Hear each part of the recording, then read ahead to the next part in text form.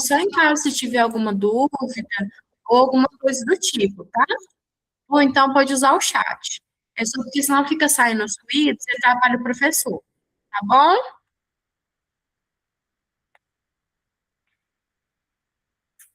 Certinho. Pessoal, boa noite. Hoje nós vamos aí para a nossa segunda aula, né, de Fundamentos de Estratigrafia e Sistemas Deposicionais, curso de Geologia. Só estou ajustando meu slide aqui para a gente conversar. Hoje a gente vai começar falando do ciclo das rochas, né? Vai falar um pouquinho sobre o sorgimento, né, e alguns fenômenos que acontecem com as nossas rochas. Então, primeiro aí, né, o que é soerguimento? Eu até falei disso aqui um pouquinho na aula passada, mas a gente não chegou a concluir, né? A gente vai ter aí uma guerra o tempo todo aí entre a dinâmica interna e a dinâmica externa do planeta. Né? A interna é a parte da tectônica que vai tentando ali, né, moldar o planeta, construir o planeta, enquanto a dinâmica externa, que são os fenômenos externos como água, chuva, vento, né, e outros fenômenos aí, tentando destruir o relevo. Então, essa guerra é constante ali. O segmento tectônico é quando eu tenho ali, né, forças internas que elevam as rochas para cima, né, que a gente vai ver mais para frente aí de forma mais esmiuçada. Né? A consequência direta que a gente tem aí, né, é uma elevação do relevo, e, consequentemente, a dinâmica externa começa a atacar esse relevo e vai gerando ali, né, muita erosão, muito sedimento, muito material quebradinho, né, que vai quebrando as nossas rochas e vai fazendo ali aquele ciclo. O conceito de patamar, né, o patamar seria ali um equilíbrio, né, um ponto, né, aonde tudo que é soerguido já vai ser imediatamente erodido. Né? Lembrando aí que a erosão é a dinâmica externa, enquanto, né, o soerguimento vai ser resultado da dinâmica interna.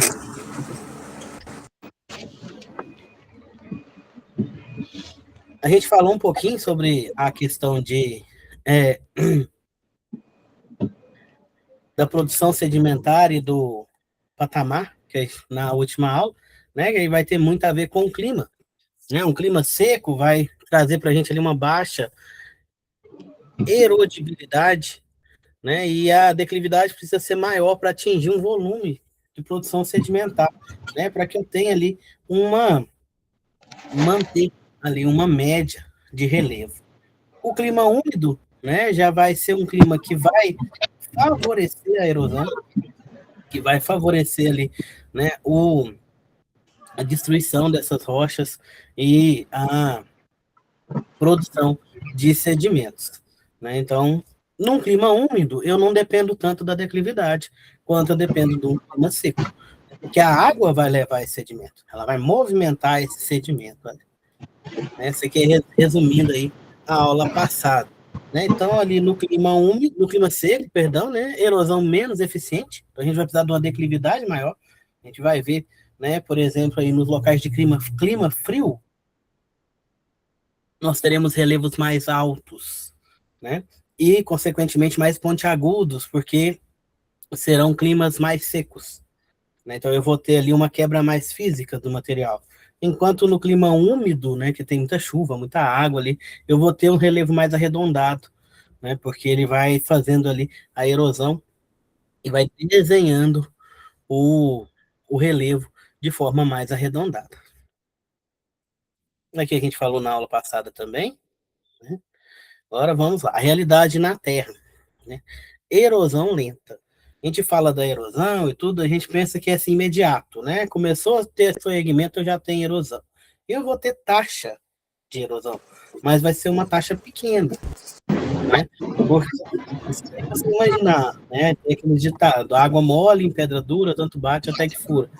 Mas o tanto de água que você precisa rolar em cima de uma rocha para que ela, né, para que ela crie sedimentos ali, é muita água, né? É muita água para passar ali. Então é um tempo que para nós é um tempo muito longo, Para a Terra, gente, é até pouco, pela idade que o nosso planeta tem.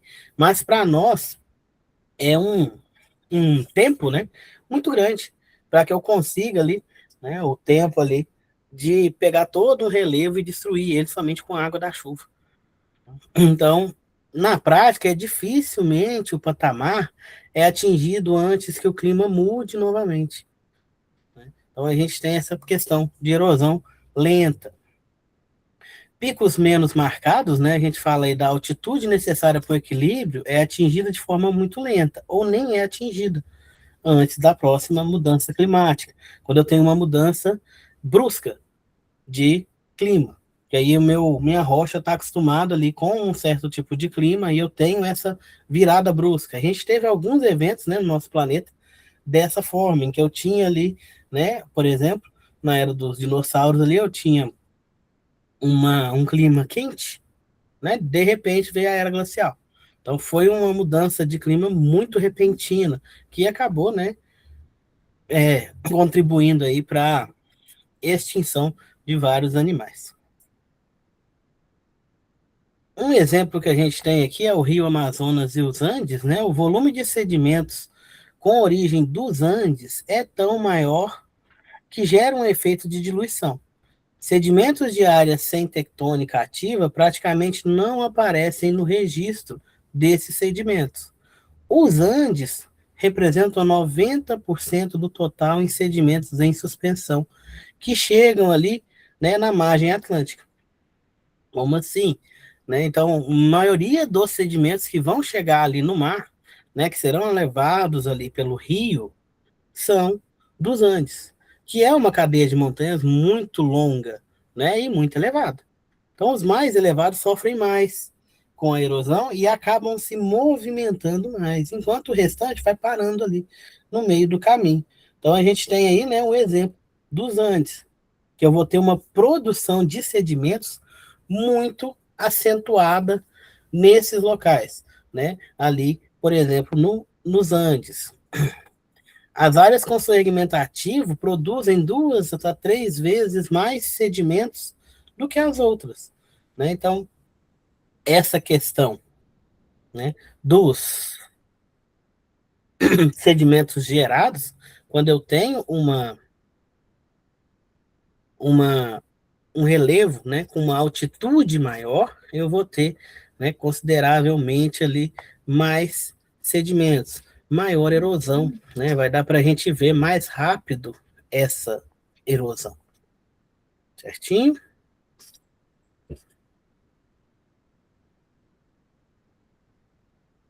Só um momento. Outros fatores que afetam ali a produção sedimentar é a tectônica, o clima, né, e a área de drenagem que a gente falou. Unidades estratigráficas e correlação.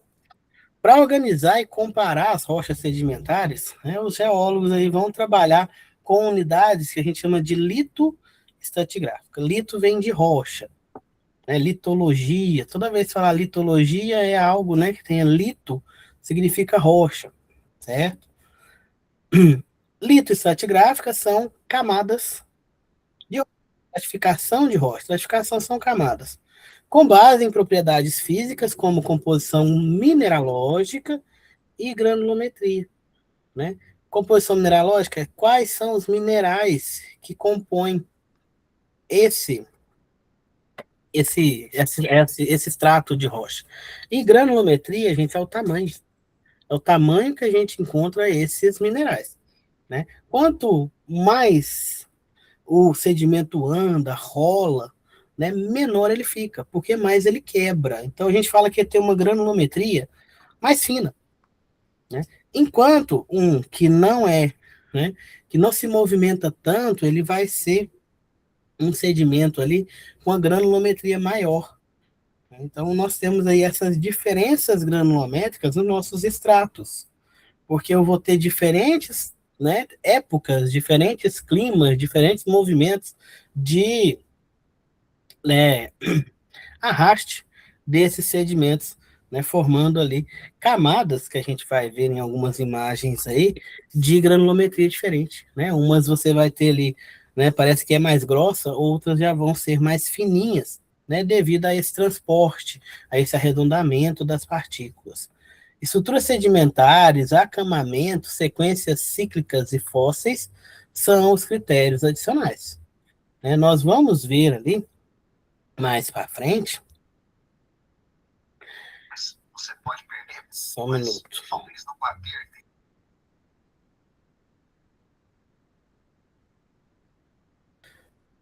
Nós vamos ver mais para frente essa questão aí da comparação de idade litológica, né, idade das nossas rochas. Então a gente vai precisar de várias unidades ali, né, como estrutura, acamamento, sequência cíclica, a existência ou não de fósseis, para que a gente consiga datar essa rocha. Né? Dá para ela mais ou menos a idade que ela teria. Né? Após registrar essas informações em seções geológicas ou perfis colunares, realiza-se a correlação entre os perfis, levando assim, né, em conta a bioestratigrafia, estrutura da bacia e sistemas deposicionais locais e regionais. Isso daqui vai dizer para a gente fazer o desenho ali, entender o que aconteceu naquele local. Né? Depois eu vou trazer algumas imagens para vocês desses perfis, onde eu tenho, por exemplo, camadas de rocha que somem. Elas estão presentes em um perfil, em uma coluna, né? Eu faço ali um desenho de uma coluna, contendo todas as rochas que eu consigo visualizar em uma certa altura, e vou em uma certa distância e faço outro desenho. Isso a gente chama de seção. Perdão, de perfil. Perfil colunar. Como se eu fizesse um furo. Eu posso até fazer um furo de sonda, né? Fazer uma sondagem onde eu perfuro ali em forma de cilindro e consigo recuperar, né, aquele material do jeito que ele está abaixo da terra. Né? A gente chama isso de sondagem. A sondagem está intimamente ligada à geologia, porque através dela eu consigo entender, visualizar, né, e até fazer testes com as minhas camadas, com as minhas rochas. Então eu faço esses furos de sondagem, né, onde eu retiro, né, essas, perdão, essas seções geológicas, esses perfis colunares, e faço o casamento, né? Eu faço a interligação desses poços, né? Desses furos, para poder desenhar as seções geológicas, para poder desenhar os perfis, para poder desenhar ali como seria, né, aquele local, o que aconteceu com a rocha, se ela afinou, se ela engrossou, né? E ele vai contando a história da minha região.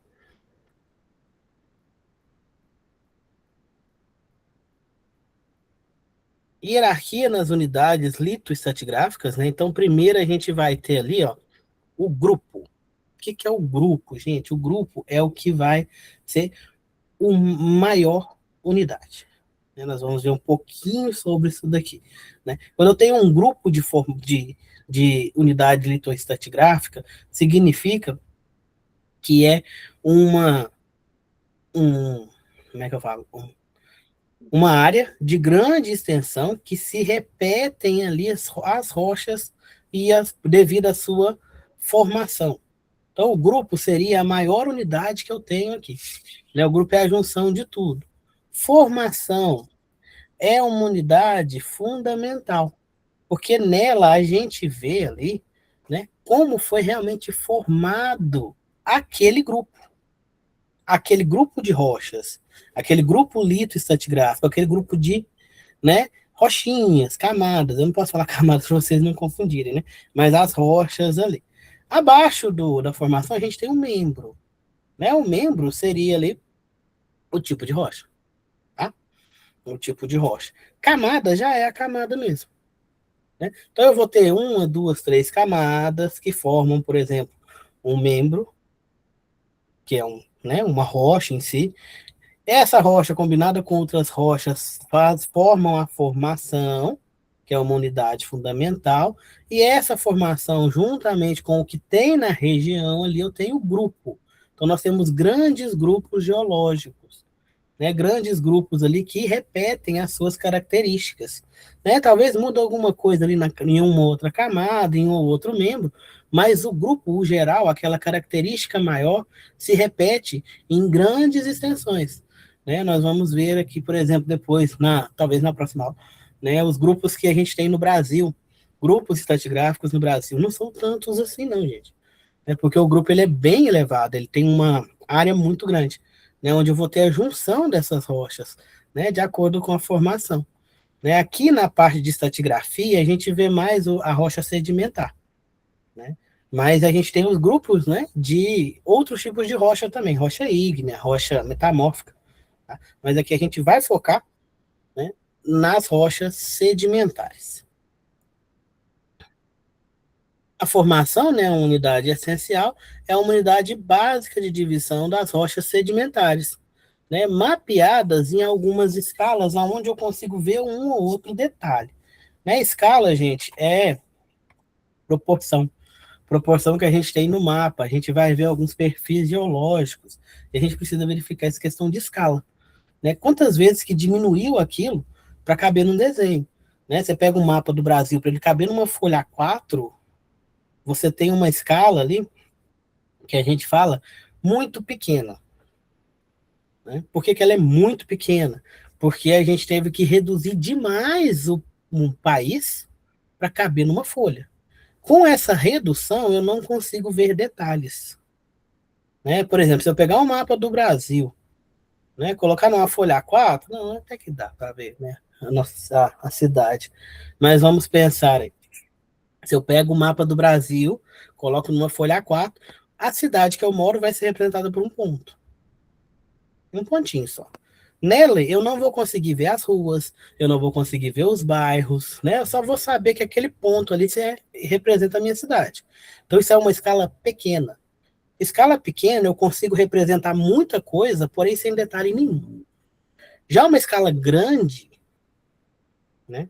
Já é uma escala onde eu tenho, né, possibilidade de ver detalhes. Ao invés de eu pegar o mapa do Brasil numa folha A4, eu já pegar, por exemplo, o mapa da minha região, né, eu já vou conseguir ver muito mais detalhes. E essa escala é uma escala maior. Tá? Quando a gente fala escala maior, é uma escala que a gente consegue ver detalhes. Então, a formação ela vai ser mapeada ali em escala de semidetalhe, né? Ou de detalhe, ou seja, escalas grandes comparados com outras escalas. Porque eu preciso desses detalhes para, por exemplo, datar a rocha. Né? Para poder colocar ali as características que separam essa rocha das outras. Então, essa questão de escala é muito importante. Já um grupo, que é aquela grande extensão de rocha, se eu fizer, né, nessa escala, por exemplo, talvez eu não consiga ver detalhe. A formação eu já consigo. Regras importantes. Né? Na formação, eu não posso ter discordâncias maiores. Depois eu vou pegar umas imagens para a gente ver o que é concordância e o que é discordância. Discordância, né, adiantando aqui, é quando uma rocha tem uma camada de rocha ali, de repente ela some. Ele não sabe para onde é que ela foi. Ali eu tenho uma discordância. Né? Ou talvez aconteceu alguma coisa, ele teve uma quebra dessa sequência de rocha, eu não consigo, né, ver para onde é que foram elas, né? Eu modifico bastante ali a minha formação, então eu tenho discordâncias. Essas discordâncias, elas não são aceitas dentro das formações, certo? Contatos definidos em mudanças litológicas óbvias, bruscas ou graduais. Então, isso aqui eu posso ter. Né, os contatos entre uma rocha e outra, eu vou ter ali, né, dentro da minha formação. Uma discordância é um limite lógico para uma formação. Então, eu vou separar as formações pelas discordâncias que eu tenho dentro dela, pelas essas mudanças repentinas, por exemplo, de rocha. Aí eu separo as formações, porque essa discordância, o que ela significa? Ela significa um grande evento que aconteceu, que modificou o meu ambiente de formação. Esse grande evento que modificou, ele pode dar origem, ele dá origem a outra formação, a outro grupo ali de rochas, né, que se modificaram devido a esse grande evento. Quando litologias se interdigitam, o contato pode ser estabelecido arbitrariamente, ou seja, às vezes eu não consigo enxergar o contato, porque a transição entre uma camada e outra é uma leve, né, onde eu vou ter aquela mistura. Vou mostrar uma imagem aqui para vocês. Então, essa transição, ela pode ser estabelecida arbitrariamente, como assim? Ela pode ser desenhada ali. Eu posso falar, é aqui. Mas eu não vou conseguir separar ela 100% por causa dessa mudança. Vou pegar uma imagem aqui para a gente falar sobre concordância, discordância e essa questão dos contatos, tá? Tá tranquilo por enquanto, gente?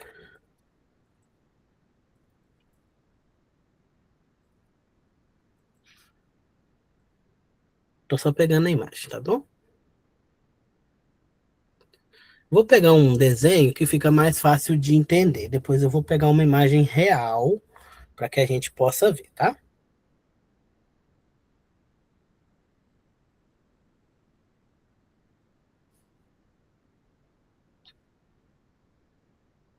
Vou só trocar a tela.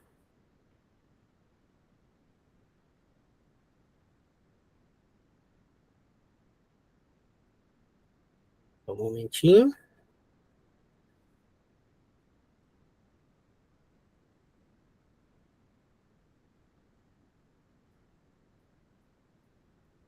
Não sei se para vocês vai ficar bom. Para mim ela ficou pequena.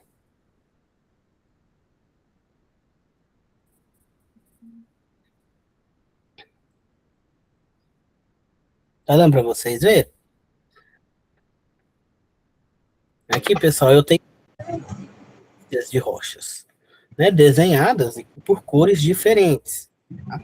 Vocês estão vendo aqui que eu tenho algumas que estão inclinadas. O que são rochas concordantes? São aquelas que seguem o mesmo estilo de formação. Nesse caso aqui, dessa imagem, eu tenho algumas rochas concordantes, né, que estão aqui, ó. Esse grupinho de rocha aqui é concordante, porque elas estão no mesmo alinhamento, né?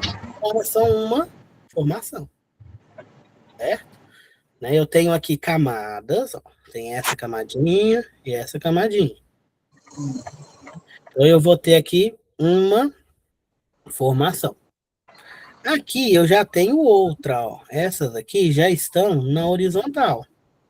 Eu não tenho aqui nessas que estão na horizontal, né, um ângulo, né, uma mudança de direção. Essas mudanças de direções que eu tenho entre as camadas, né, representam eventos geológicos muito grandes que alteraram a minha sequência.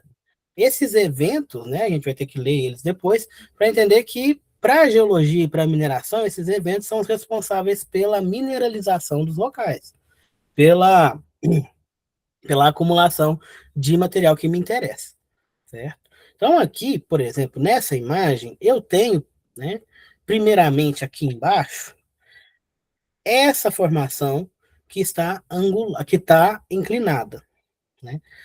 O que é, dentro dessa formação, a concordância, pessoal? A concordância aqui, ó, é que elas estão aqui, ó, vamos falar que são duas, né? Ambas na mesma direção. Então, essa rochinha meio amareladinha concorda com essa que é mais marronzinha, certo? Essas de cima aqui, ó, eu vou ter concordância entre elas porque todas estão na horizontal. Essas cores diferentes, eu já vou falar para vocês, não é aleatório não, tá, gente? Eu tenho aqui umas cores mais amarronzadas, aqui eu já tenho uma cor mais cinzenta, aqui eu já tenho mais vermelhinho, né? Porque aqui cada uma delas foi formada em uma época diferente, em um tempo geológico diferente, né? O que a gente, né, entende na estratigrafia? Quando eu tenho rochas somente sedimentares, teoricamente, as que estão por baixo serão mais velhas. Lembrando que a formação de uma rocha sedimentar são os sedimentos que vêm, né, areia, cascalho, e vai compactando, formando a rocha.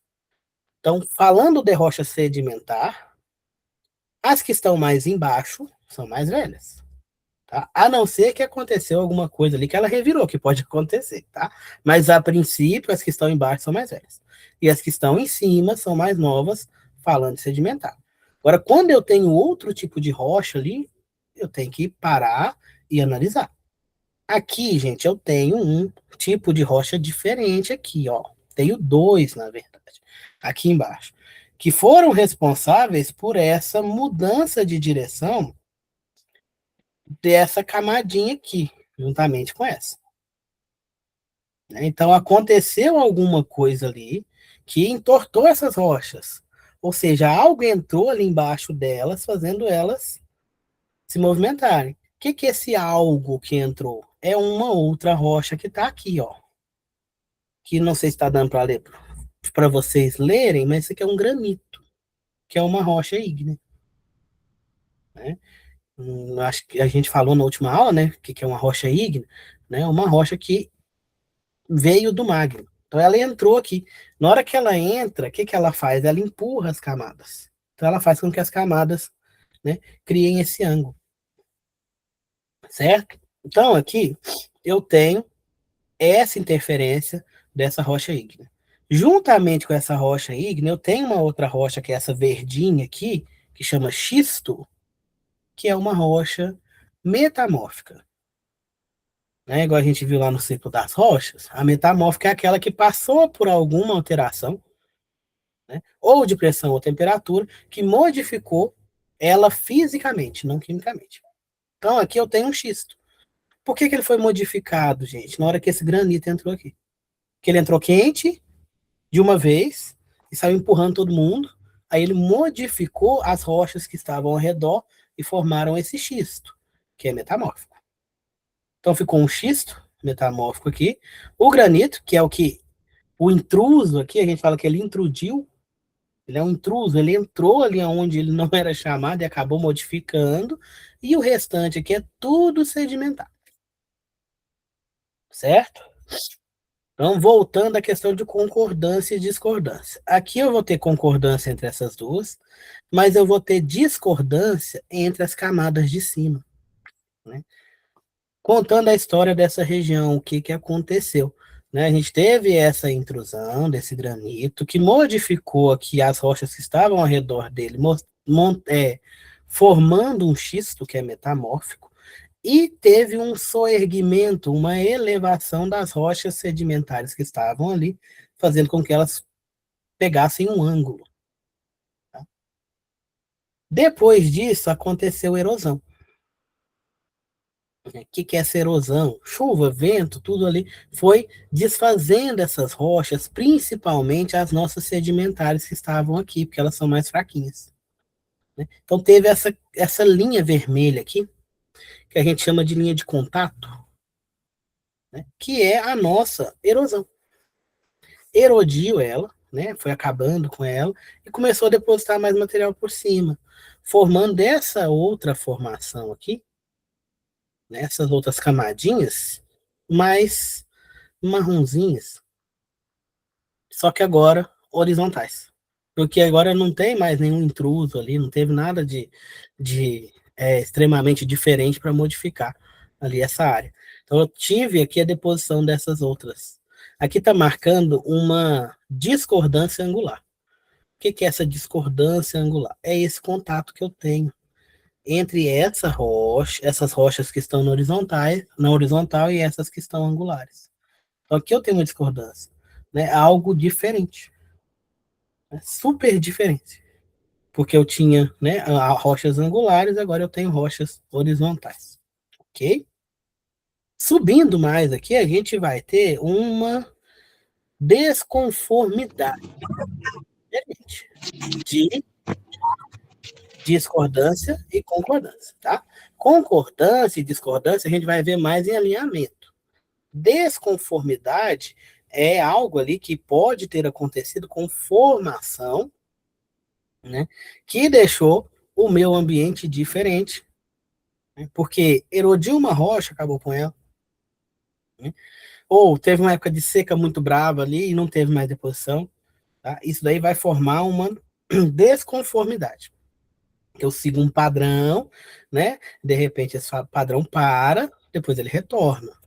Isso é uma desconformidade, né? Que acontece aqui, nessa parte de cima. Tem uma linhazinha vermelha também, mostrando essa desconformidade. Porque aqui eu vou ter rochas de um certo período, mais antigas, e depois eu tenho um tempo sem nenhum tipo de deposição, depois volta a deposição em cima dela. Então aqui eu tive uma desconformidade, né? Houve uma alteração, aconteceu alguma coisa que parou de depositar por um certo tempo, erodiu uma parte para depois depositar de novo.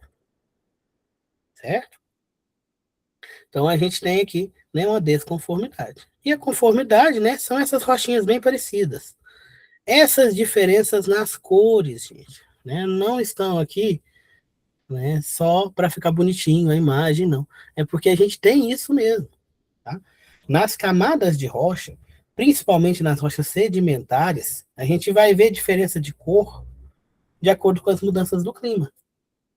Tá? Se for um ambiente que eu tenho muita sedimentação, eu tenho muito material chegando ali, dá para ver melhor. Né? Aí eu vou conseguir ver, por exemplo, estação do ano. A época de seca com a época, né, de chuva. Agora, se forem camadas muito fininhas, eu vou ver ali, mas eu não vou conseguir, né, separar, por exemplo, por estação do ano. Aí vai ser por grandes eventos. Né? Choveu 10 anos, depois ficou 10 anos de seca. Aí eu consigo ver ali nas camadinhas de rocha, principalmente nas rochas sedimentares. A gente vê isso bastante, por exemplo, no calcário. Porque o calcário, ele é um tipo de rocha, pessoal, que vem aquele material dissolvido na água, a água vai evaporando e ele vai depositando. Então, quando eu tenho muita água, somente as partículas maiores vão conseguir descer ali para depositar. Então vai ser uma cor mais escura, certo? Porque serão o que mantém o calcário ali, né? Quando eu tenho essas enchentes, né? Eu vou ter pedaços maiores, né? Mais escuros, então eu vou ter eles ali. Quando eu tenho uma época de chuva, muita chuva, né? Eu já vou ter um calcário mais clarinho. Pouca chuva, perdão. Um calcário mais clarinho, né? Porque ali já não vai ter tanta coisa e tal. Então eu tenho ali aquelas linhazinhas, né, que mostram ali essa mudança de temperatura ao longo do tempo de deposição. Temperatura não, perdão. Mudança de clima, né, entre o tempo de deposição de uma camadinha para outra. Né? Então, isso aqui, gente, é a questão da estratigrafia. A gente estudar essas estratigrafias, a gente entender os acontecimentos, né, que tiveram naquela região que modificaram as nossas rochas, a formação das nossas rochas. Isso daqui, gente, são milhões. Tá? A gente vê aqui essas camadas lindas e tudo, foram milhões de anos para se formar. A partir disso, né, para que serve isso? A partir disso, eu vou correlacionando ali esses eventos a mineralizações. Esses eventos a possíveis depósitos minerais. Né, a possíveis acumulações do que eu quero. Né? Ah, eu quero um xisto, que é uma rocha metamórfica, o pessoal usa ela muito aí para calçada, para revestimento de casa. Então, onde que eu vou ter esses xistos? Em locais onde aconteceu, por exemplo, isso daqui. Uma intrusão que modificou camadas de rochas sedimentares, formando um xisto. Né? Então, aí eu sei que locais que aconteceram eventos parecidos com esse daqui, terão rochas parecidas com essa daqui. Terão formações parecidas com essas aqui. Né? Dentro de um grupo, por exemplo, que são várias formações, eu vou ter ali suas particularidades, que eu posso aproveitar isso na hora de eu estudar lá na frente, né? Fazer uma pesquisa mineral, saber que tipo de mineral que eu tenho naquele local, para que eu possa extrair ele ou não. Ninguém sai aí dando tiro no escuro. Né? Quando eu vou trabalhar com pesquisa mineral, eu já tenho que ter ali uma orientação. Né? Aonde que eu vou procurar? Se o local só tem rocha metamórfica, eu não vou procurar rocha sedimentar lá. Eu vou procurar ação metamórfica. Né? Se o local ali é propício para ter ouro, eu vou procurar ouro ali, eu não vou procurar em outro lugar. Então, esse entendimento, através da estratigrafia, né, traz para a gente essas questões. Né? Eu sei aonde pode ter ouro e aonde não vai ter de jeito nenhum. Né? O ouro, por exemplo, que é o exemplo que a gente traz, ele acontece muito aqui no Brasil, né? Próximo ali a rios, né, deltas de rios, porque, né, ele vai sendo levado pela água junto com os sedimentos. Como ele é mais denso, ele fica e o cascalho vai embora. Então, nesses locais, a gente tem o ouro que a gente chama ouro de aluvião. Então, é um local onde eu vou procurar. Além desses, a gente tem algumas rochas ígneas, como, por exemplo, o granito, que podem conter veios bem fininhos de ouro. Né? Então é aonde eu vou procurar, no Brasil. Fora do Brasil depende, né? Nos Estados Unidos, por exemplo, a gente tem formações sedimentares que tem ouro. Atualmente está menos, né? Atualmente a gente não acha ali pepitas de ouro muito grande, né? Porque a mineração já evoluiu bastante, então o pessoal já tirou quase tudo dali, né? Mas antigamente eles achavam. Aqui no Brasil a gente não achava tanto, mas fora do Brasil, né? Por exemplo, nos Estados Unidos eles achavam pelotas de ouro, chamavam de batata. De tão grandes que é. Aqui no Brasil nossas pepitas são pequenas, né? Por causa dos ambientes de formação. Nosso clima é diferente de lá, nossas rochas são diferentes de lá, né? E assim a gente vai procurando por ambientes de formação parecidos para encontrar minérios parecidos, certo? Deu para entender, gente, essa questão de camada, continuidade, concordância, discordância?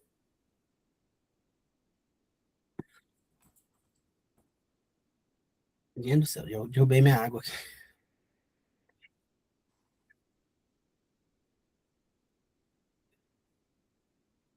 Deu, né, gente? Então vamos continuar.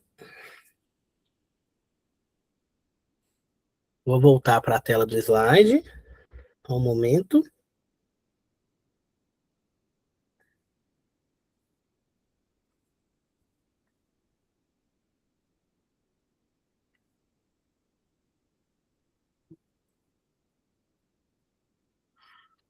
Aqui está explicando, né? Grupo, membro e camada. Grupo são duas ou mais formações que são interligadas, são relacionadas, separadas, né? Não separadas por discordâncias regionais, podendo ser definido como formação no centro da bacia, por exemplo, mantendo o nome original. O membro é uma subdivisão da formação, né? Nem toda formação precisa ser dividida em membros, às vezes eu tenho um membro só. Né? Não há padrão de espessura ou de extensão. Isso daqui pode ser considerado uma nomenclatura informal. Né? E a camada é a menor unidade formal que a gente tem. Né? Por exemplo, estratos de carvão, horizontes de tufos vulcânicos, camadas guias, usadas apenas em partes específicas de sucessão, para que a gente possa, por exemplo, datar uma rocha. Então eu pego aquela camada, eu sei que é essa camada, eu sei a idade dessa camada. Então, se eu sei a idade da camada X, né, eu já coloco ali que a camada que está abaixo é mais velha. A que está acima é mais nova. Se eu tiver ali uma sequência de rochas sedimentares, né, horizontaisinhas ali, de estratos horizontais. Né? Agora, se eu tenho, né, formações ali que sofreram, né, metamorfismo, aí já muda, tá, gente? Isso daí a gente vai ver depois, lá na geologia geral, né, que tem a questão das formações, quando elas passam pelo metamorfismo, algumas chegam a virar de cabeça para baixo. Né? Isso para a gente entender, né? Demora um pouquinho, mas depois que você entende, você pega o jeito. Tá? Quando eu tenho ali dobras, né, que vocês vão ver dobras dos jeitos mais loucos, né, possíveis, que parece que as camadas foram dobradas igual um lençol. Agora você imagina a força, né, que a Terra, né, o planeta ali, usou para poder dobrar essas formações de rocha. Mas por enquanto a gente está falando de estratigrafia nas rochas sedimentares, vamos ficar ali com, né, no máximo com o angular, tá, pessoal? Com as camadas horizontais, no máximo ali com um pouquinho inclinadinho. A gente já viu, né? O que que é correlação estratigráfica? Correlação, gente, é a identificação de relações entre unidades estratigráficas de diferentes locais dentro de uma bacia. O que é essa bacia? Bacia sedimentar é o ambiente de formação.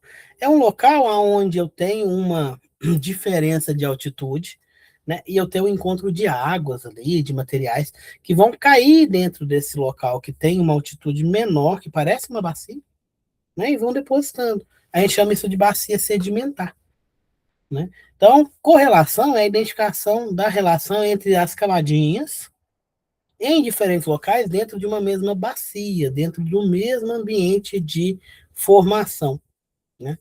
Em litoestratigrafia, correlacionar significa identificar, né, o que eu tenho ali de camadinhas que são fisicamente contínuas, né? Podem, por exemplo, vir de um lado da bacia até o outro, ou podem sumir no meio.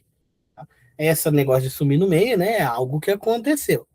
Né? Sempre buscar aí, no caso, suporte, né, bioestratigráfico ou cronoestratigráfico para confirmar essas correlações. O que é esse suporte bioestratigráfico? Nessas camadas, a gente pode ter materiais biológicos, né, restos de plantas, restos de animais, fósseis. Né? E se eu conseguir correlacionar esse fóssil com a idade da rocha, da formação da rocha, né, eu consigo falar que a rocha X que está de um lado da bacia é a mesma rocha Y que está do outro lado da bacia. Porque ambas têm a mesma idade, porque tem os mesmos parâmetros bioestratigráficos.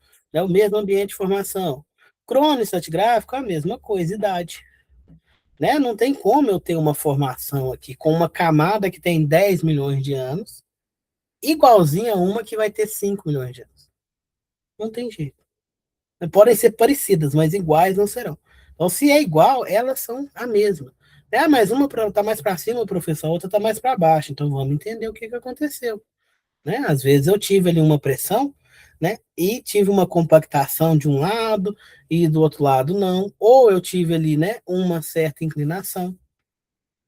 Mas se eu conseguir, né, demonstrar ali que elas são da mesma idade, que elas têm, por exemplo, os mesmos fatores, né, eu posso falar que é a mesma rocha. Tá? Eu posso desenhar aquele perfil, né, de mesma rocha. Vou mostrar uma imagem para vocês sobre esses perfis geológicos, tá? Só um momentinho. Eu quero mostrar depois uma imagem real para vocês.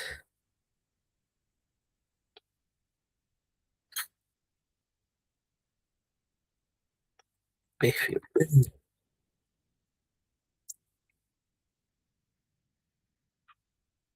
Vou mostrar um perfil feito a partir de uma sondagem. Então, esse aqui é legal. Só um momento, tá, gente? Tô abrindo aqui a imagem para mostrar para vocês.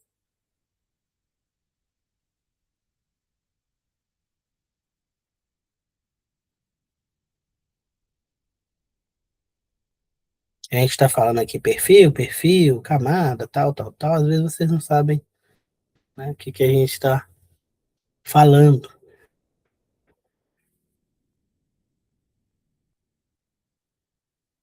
Só um momento.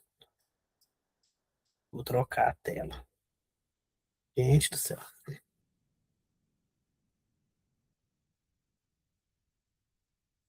Mas estava tão bonitinha que perdi ela, achei.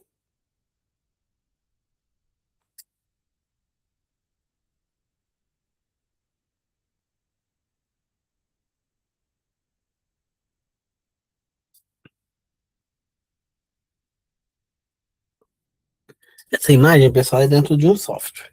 Né? Hoje em dia a gente faz no software. Antigamente era na mão. Tá? Vou dar um zoom aqui para a gente ver. Né? Que meu zoom foi muito alto.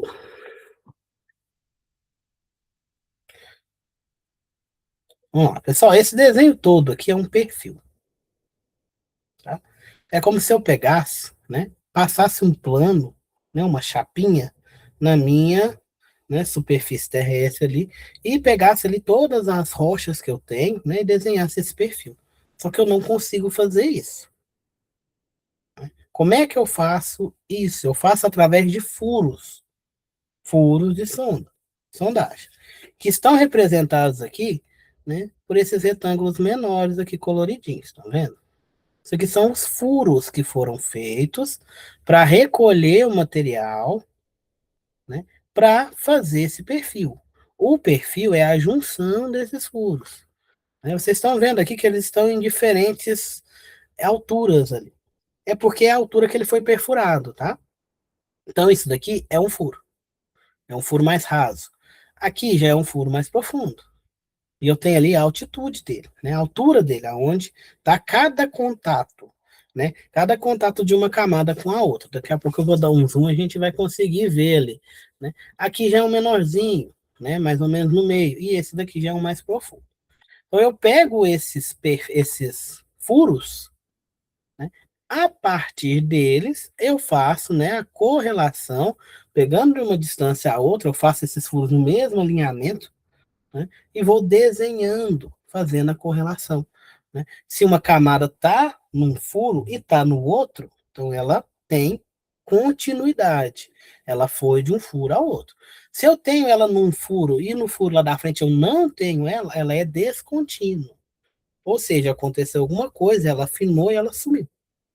Eu vou mostrar aqui na imagem para vocês. Ó.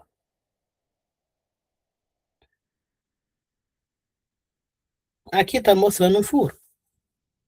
Esse roxinho aí, gente, não se preocupa, porque é, né, questão de teor, né, de quantidade de material útil que eu tenho, né, que tem uns números ali. Então aqui, ó, entre esse roxo e o cinza, eu tenho uma camada de rocha, que foi representada aqui na imagem como cinza, tá? O amarelinho aqui é outra camada de rocha. Então aqui o cinza é a rocha A, digamos assim, e o amarelinho aqui é a rocha B. Beleza? Esse mais avermelhadinho, né, marronzinho aqui em cima, vai ser a rocha C.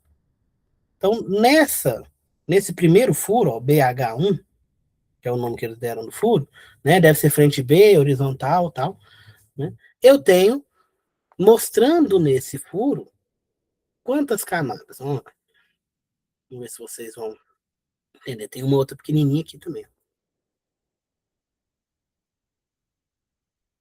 Se a gente for contar, ó, a gente tem uma camada representada nesse furo, que é essa pontinha dele aqui, duas camadas representadas nesse furo, que é essa cinza maior, três camadas dessa amarelinha, quatro camadas com essa mais vermelhinha. Então, nesse primeiro furo, eu tenho a representação de quatro camadas. Aí vamos para o segundo furo, que é o BH5 aqui. Nesse BH5, apareceu uma camada diferente e sumiu uma camada que eu tinha no BH1, né? Então, eu tenho aqui, ó, no meio, aquelas camadinhas, que é a roxinha com cinza, certo? Eu tenho uma outra camada que é uma mais cinza, uma cinza escura, que não tinha no primeiro, porque ela está mais profunda, certo? E aquela minha camadinha aqui de baixo, ela não apareceu aqui. Ela sumiu. Já aqui em cima, eu vou ter a mesma camada B que eu tinha de cá, a C, e eu tenho uma outra camada ainda aqui em cima. Então, o que que a gente faz? A gente correlaciona as que eu tenho igual. O que que eu tenho igual aqui, essa cinza clara? Essa vermelhinha de cima, são a mesma. Essa aqui do meio, né, que a gente chamou de B, são as que são iguais. As outras duas que surgiram, né, surgiram. Então, o que que significa isso? Aqui elas não existiram. Não existem no momento. Podem já ter existido e ter sido erodidas, né, terem sido ali desgastadas até o final, né? Mas aqui, né, elas não aparecem, ou, né, vice-versa, aparece de cá, mas não aparece de lá. Então eu tenho que colocar essa rocha aqui, porque ela existe. Nesse furo ela existe. No furo de cá ela não existe. Então eu pego e desenho aqui, né, faço a correlação das que existem. As que não existem, por enquanto, eu deixo. Né? Então, continuando aqui, aí vem outro furo, o BH6. Nele ainda apareceu outras rochas, outras camadas que não tinham aparecido no BH5, né? Por exemplo, essa daqui, que não apareceu no BH5, mas ela apareceu lá no 1. Então, o que que eu entendo nisso daqui? Que essa camada, ela, né, sofreu uma erosão, onde ela, né, aqui ela se acabou, mas aqui ela continuou, né, e foi seguindo o processo, até chegar lá no meu BH6. Essa espessura, gente, né, no furo, é a espessura real, tá? Quando eu pego no furo, eu sei que aqui no furo eu tenho essa espessura real. O restante aqui vai ser, né, aquele que a gente falou, vai ser arbitrário o contato, né? Vai ser algo que eu vou imaginar, que eu vou extrapolar aqui, né? Posso estar certo com esse desenho ou não, às vezes ela acaba aqui na frente mesmo, ó, certo? Então a única que eu tenho certeza que ela existe mesmo é essa daqui, né? A espessura correta, é a que está no furo. As outras espessuras são imaginadas, tá? São ali, né, desenhadas, né? Pode ser maior ou ser menor. Então, isso daqui, pessoal, é o perfil. O perfil vai te ajudar a contar a história da região, né? Você pega e faz ali o perfil através dos seus furos. Ainda tem o último furo aqui, deixa eu ir lá nele para vocês verem. Onde apareceu, ó, surgiu outra camadinha de rocha aqui, ó. Então, esse ambiente de formação aqui, coitado, ele não teve sossego muito na vidinha dele, de formação. Aconteceram várias coisas com ele, onde algumas rochas se foram, outras se modificaram, né? E eu utilizo daí para contar a história da região. Nesse caso dessa imagem aqui, né, teve uma dobra. Essa camada foi, né, pressionada nas laterais até que ela fosse dobrada, tá? Entre, né, as deposições antes dessa dobra, eu tive bastante erosão, né? Que é o que aconteceu aqui. Aqui foi erosão, certo? Mas a dobra, né, veio porque eu vejo ali, né, essa movimentação das camadas, elas não estão retinhas, né? Então teve ali uma pressão sobre elas, fazendo com que elas dobrassem. Então eu desenho o perfil através desses furos de sonda, né? Através desses meus testemunhos que a gente chama. A furo testemunha, onde eu recupero ali. Aqui tem o nome das rochas, tá, gente? Depois eu mando a imagem para vocês, só que tá em inglês, né? Que eu tenho uma argila, são todas rochas sedimentares. Aqui é uma argila, um arenito, um siltito, né? Outro arenito, né? Mas eles estão em inglês aqui, certo? Vou mostrar outro perfilzinho para vocês. Só um momento.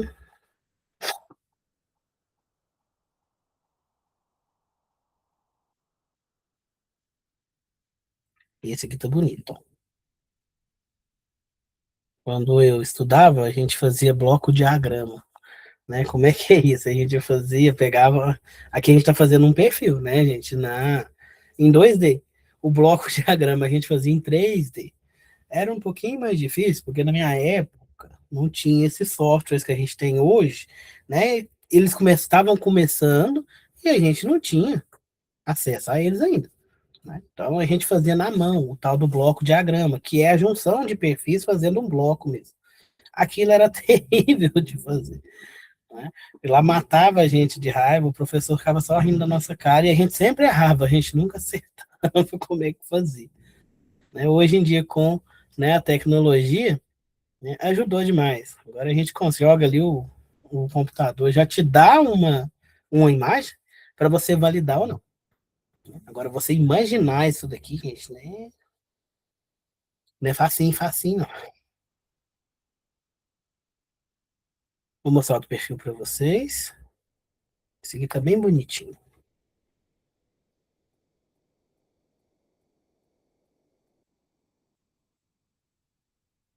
O perfil geológico, aqui eu tenho as direções, ó. Nordeste, noroeste, perdão, sudeste, né? Aqui eu tenho os metros, a altitude, ó, 750 metros de altitude, né? eu tenho essa rocha aqui. 250, eu ainda tenho essa rocha. Né? E assim vai. Aqui foi feito com vários furos. Né? Aí eu fiz ali, né? Eu não, né? A pessoa que fez, pegou ali e fez ali os contatos. Aqui eu tenho a escala, ó, escala vertical e a escala horizontal. É uma parte muito importante isso aqui, gente. Né?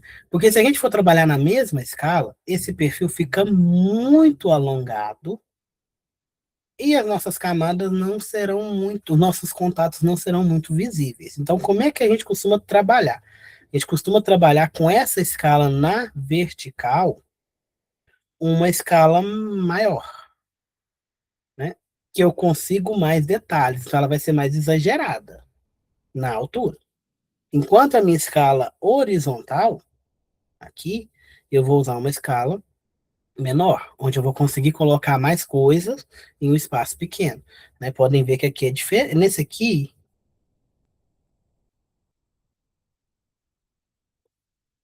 a vertical tá 1:25, as duas estão iguais. Nessa daqui, nesse exemplo, as duas estão iguais.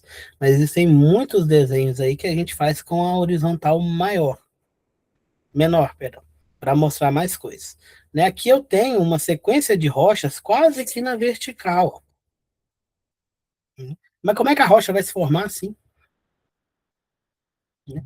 Não tem jeito, né, dela se formar assim, toda na vertical. Então alguma coisa aconteceu. Isso daqui é uma dobra, tá, gente? É uma sequência de rochas que foram dobradas pela pressão, né? E que com certeza sofreram metamorfismo. Aqui eu vou ter rochas iguais, ó, se repetindo em locais diferentes. Olha essa roxinha aqui, ó. Ela começa aqui e vem de cá. O que me dá esse indício que foi uma dobra, que ela foi dobrada, porque ela acontece aqui e acontece lá na frente. Então aqui eu tenho uma dobra dela. Aqui foi até, né, extrapolada aqui uma dobrinha. Essa outra aqui, será que é essa de cá? Aí vai depender, tá, gente? Vai depender de vários fatores, né? Ela não foi unida aqui, então o que indica que não é a mesma. Pode ser a mesma composição, mas não é a mesma camada, tá? Porque eu tenho aqui a interferência dessa roxinha aqui no meio. Se não fosse essa roxinha, talvez a gente podia, né, imaginar que isso teria acontecido assim. Né? Então a gente consegue ali, né, interpretar a região através desses perfis. Né? Depois eu vou mandar alguns para vocês, para vocês quebrarem a cabeça um pouquinho.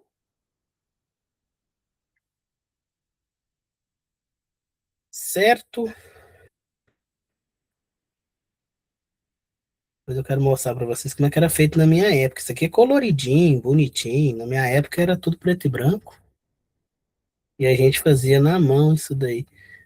Né? Fazia o perfil na mão. Fazia um risco ali, pegava os contatos e ia desenhando esses perfis. Voltar para o slide.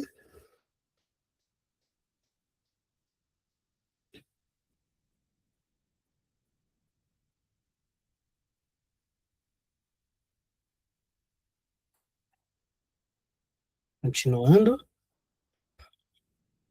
Técnicas de correlação, litoestratigráfica, né? Continuidade física, né? Olhar ali no mapeamento, né? Se eu tenho essa continuidade da minha rocha, ela é contínua de um lado para o outro, certo? Camadas guias, superfícies isócronas. Que é isso, gente? Superfície que tem a mesma idade. Vem de cronologia. ISO é igual. Né? Então, são iguais, de tempos de formação iguais. Não repetitivas, de grande extensão. Né? Por exemplo, ali, cinzas vulcânicas, paleossolos, né? Superfícies de condensação, calcários também, a gente utiliza como camada guia, porque como a gente conhece ele, a gente sabe o que, que é mais velho, o que, que é mais novo. Então, a partir daquela camada específica, você consegue entender o que, que aconteceu naquela região. Né?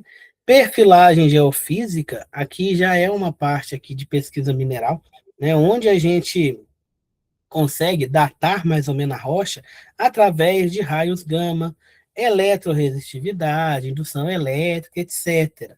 Né? São metodologias não invasivas, não destrutivas, em que a gente consegue conhecer a rocha, né? Que a gente chama de geofísica, né? Porque ali eu não tenho, né, parte química, eu não tenho alteração, eu não tenho destruição da minha rocha. Então, isso daqui a gente chama de prospecção geofísica. Né? A gente utiliza ali sensoriamento remoto, utiliza ali ultrassom, para entender quais rochas tem ali. Né? E as idades radiométricas, que são correlação por idade absoluta, muito usado em rochas metasedimentares do período pré-cambriano. Né? Aqui a gente pega os elementos químicos que a gente tem na rocha e faz o cálculo através do estudo de meia-idade desses elementos químicos. E eu não sei se eu falei isso na última aula, mas eu vou repetir com vocês. Né? E todo elemento radioativo, ele está se transformando em outro. Como assim? Ele não é estável. Então, assim, ele não é feliz ali daquela forma. Né? Ele precisa encontrar uma estabilidade. Ele está muito cheio de elétrons, nêutrons, etc. Então, ele começa a expelir essas partículas, né? Então, isso é a radioatividade. Né? Aquele elemento químico que não é estável, ele começa a expelir o que ele tem, né, que é o raio-x, gama, alfa, que seria lá para a química, para que ele fique estável, certo? Só que isso demora um tempo para ele ficar estável. E nesse processo, ele era o átomo X, ele começa a perder prótons, aí ele se transforma no átomo Y, continua perdendo prótons, ele se transforma no átomo Z, no elemento Z, e assim vai. Até ele chegar num elemento estável, né, onde ele não precisa mais expulsar essas partículas. Então, como é que é feito a datação radiométrica? Eu procuro a existência desses elementos estáveis que são formados, né, a partir desses outros elementos que não eram estáveis e foram liberando partículas até chegar à estabilidade. Um exemplo aí que a gente tem é o urânio. Né? O urânio ele vai decaindo, decaindo, até chegar no tório, continua decaindo, decaindo, decaindo, até chegar no chumbo. Né? Então ele vai perdendo essas partículas aí para até ele se tornar estável. E a gente calcula o tempo que ele demorou para fazer isso. Né? Esse tempo que ele demora, a gente chama de tempo de meia-vida. O que é esse tempo de meia-vida? É a quantidade em anos em que metade daquela, daquele material químico ali se transformou em outro. Né? Aí é um cálculo que usa logaritmo, etc. Né? Mas aí a gente consegue ver ali, né, qual que é a idade de formação da rocha. Quando aquele elemento chegou na rocha. Né? E ele foi perdendo ali, perdendo prótons, nêutrons, perdendo alguma coisa, né, até se transformar em outro. Então, eu consigo fazer a datação. Essa datação, gente, ela é absoluta. Né? Ela é certeza. Ela não é relativa. Né? Eu não posso, através desse valor, eu tenho a idade certa da rocha. Né? Lógico, vai dar uma diferença ali dos 100 anos. Mas o que são 100 anos para uma rocha de milhões de anos? Enquanto as outras idades que a gente tem são idades relativas. O que é essa idade relativa? Eu pego pela posição dela e falo, ó, essa é mais velha que essa. Então, relativa a outra. Né? Aí, se eu tenho a idade absoluta de uma das rochas, eu consigo te falar, né? Essa tem mais de 2 milhões de anos, essa tem menos, essa tem 200 milhões de anos, né? Porque eu tenho uma absoluta ali no meio. Se eu não tiver, eu só consigo idades relativas. Né? Que essa é mais velha que essa, que é mais nova que a outra, etc, etc. Certo? Então, essas idades radiométricas são calculadas através da existência desses elementos-chave ali, que são os elementos que são formados a partir do decaimento radiométrico de outros elementos. Eu espero que vocês tenham entendido, que isso é um pouquinho, né, complicado de explicar. Assim. Variação lateral de fáceis e correlação. A precisão, precisão da correlação depende da consistência lateral dos depósitos, né? Então, a tal da lateralidade, igual a gente viu na imagem anterior, né, que tinha dentro de um furo algumas camadas que desapareceram do outro lado, né? Se eu tenho uma alta variação lateral, né, camadas que aparecem, camadas que somem, né, eu vou ter, por exemplo, depósitos fluviais e deltálticos. Que é isso, meu Deus? Fluvial, né? É, né, de rio, de chuva, etc. Então, são depósitos que vêm de rios ali, mas no finalzinho do rio. O que é o finalzinho do rio? Todo rio corre para o mar, correto? Enquanto ele está indo para o mar, ele está levando sedimentos. Esses sedimentos, né, estão sendo arrastados porque a água tem força. A água desse rio tem força. Quando esse rio está encontrando com o mar, né, a gente fala que ele vai morrer no mar, ele está perdendo a força dele. Então, nesse momento em que a água do rio encontra com a água do mar, todos os sedimentos que estavam nessa água ficam, porque o rio morre. Esse local de encontro do rio, a gente chama de delta, porque quando ele deposita ali os seus sedimentos, ele faz um formato meio triangular, parecendo o delta lá do Bhaskara, que vocês aprenderam no ensino médio, aí que todo mundo fala que não serve para nada, mas serve, né? Então ali eu tenho um delta. Então o que é isso? Depósito fluvial e deltaicos. São depósitos que vêm de rios, principalmente nessa localização onde ele está morrendo, ele está desaguando no mar. Então ali é onde ele abandona esses sedimentos. Então, antes dele, talvez eu não tenha essa camada, porque esses sedimentos foram sendo levados até chegar ali. Na hora que chegou lá, ele liberou. Então, formou aqui, né, algumas camadas, ou camadas bem mais grosseiras do que as que estão do outro lado, porque aqui ainda não estava perto do delta. Então, os sedimentos maiores estavam sendo levados, né? Então, é essa variação lateral que a gente tem, né? Sequências plataformais terrígenas e carbonáticas, né, que aqui é a parte, né, de composição, né, onde, né, eu tenho uma água mais agitada, né, eu vou ter, por exemplo, mais terra. Vai aparecer mais terra ali na minha água, né, aquela água mais turva, uma água mais avermelhada, um rio mais calminho, né, costuma ser mais clarinho. Então, aí tem essas questões ali, né. Nesse tipo de ambiente de formação, principalmente por rios, né, que é onde eu tenho uma movimentação grande de água, a correlação fica um pouco mais difícil, né, porque eu vou ter momentos ali no rio onde eu vou ter mais deposição, menos deposição, né, diferente de uma bacia sedimentar, onde eu só tenho ali o material chegando e sendo ali, né, litificado, sendo comprimido e formando rochas.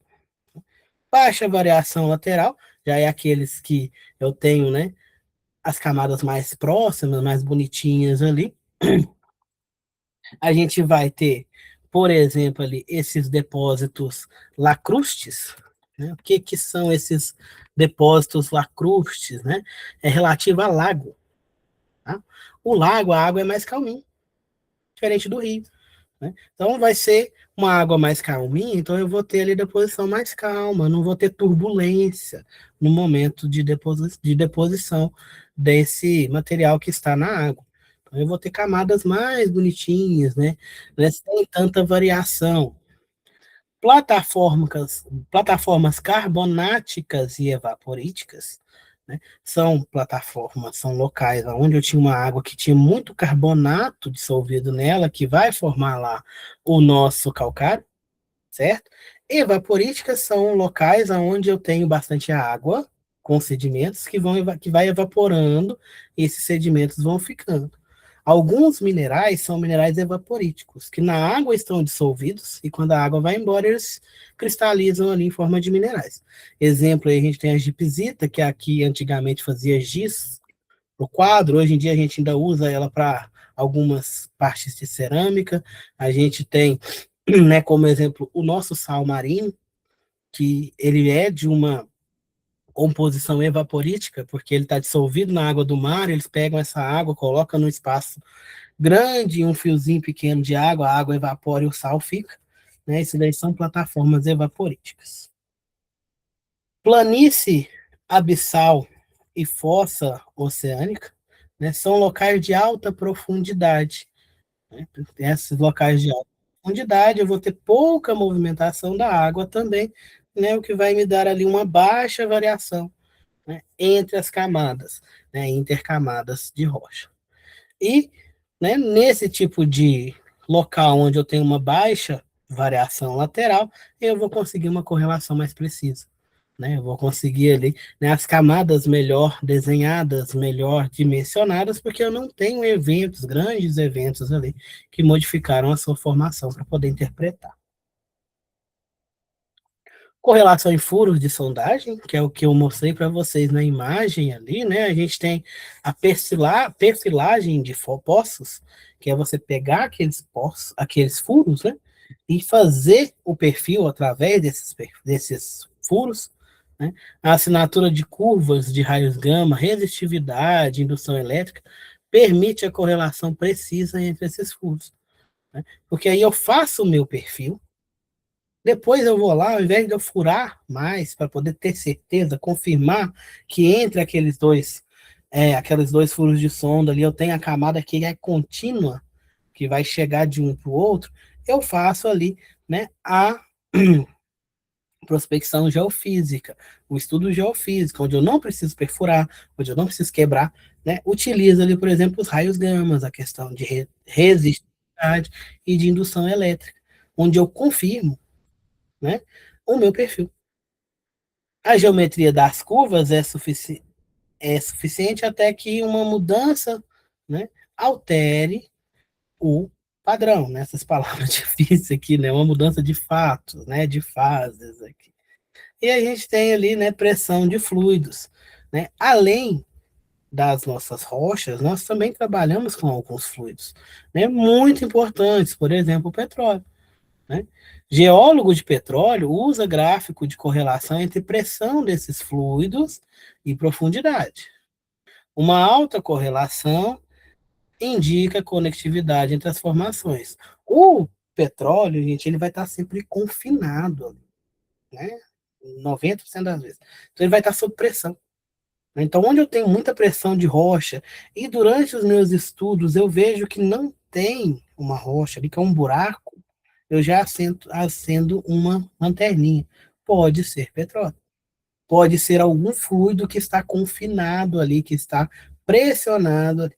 Tá? Então, através desses estudos também, questão de ultrassom, etc., eu consigo ver essas bolsões, a gente chama de bolsão. Essas bolhas de petróleo que eu tenho, por exemplo, né, petróleo, gás natural, né, ou até outra coisa, né, dentro das minhas camadas. Né? Isso daí vai me dar uma ideia da onde eu vou fazer furos de sonda. Eu não saio furando torta à direita, porque esses furos são caros, né? São muito caros. Então eu tenho que fazer ali uma pesquisa mais orientada. Então vai ser de acordo com o quê? Com formação. Né? Onde pode ter petróleo. Então ali eu vou procurar por petróleo ali próximo. Eu não vou sair procurando petróleo onde eu tenho certeza que não vai ter. Que naquela formação nunca apareceu. Né? Eu só tenho basalto no local, eu só tenho uma rocha ígnea dura ali, né? Em mais de 100 quilômetros só daquela rocha. Eu não vou procurar petróleo, porque ele não vai ter. O petróleo vai ser em ambientes de formação mais sedimentares, né? Principalmente ali, né, nesses locais abissais que a gente viu, que são locais mais profundos. No nosso país, a gente tem muito na costa. Né? Em outros países, a gente encontra, né, no meio do país, ali, né? Mas isso foi de acordo com o ambiente de formação. E são formações sedimentares, tá? Onde eu vou ter essa incidência ali do petróleo. Eu não vou procurar petróleo aqui, onde eu estou. Porque eu estou no, no meio ali, aqui não tem petróleo. A gente quase não tem rocha sedimentar aqui, onde eu estou. O nosso grupo de formação aqui é um grupo, né, mais ígneo e metamórfico. Então, eu não vou ter, né, questão de petróleo aqui na minha região. Então não adianta para eu perfurar procurando, eu vou só gastar dinheiro. Né? Enquanto na costa, ali perto do Rio de Janeiro, ali, a gente tem, né, um grupo de formação mais sedimentar, onde eu tenho petróleo em alguns locais, então eu posso ter mais petróleo, né? E por aí vai, né? Por isso que a gente precisa entender, né, esses ambientes de formação para entender o que que pode e o que que não pode ter ali, né? Isso daí que o geólogo, o técnico em geologia vai, né, trabalhar no dia a dia dele para, né, auxiliar ali as mineradoras, para trabalhar com pesquisa mineral, até mesmo para a questão ali de estabilidade de solo, etc. Certo?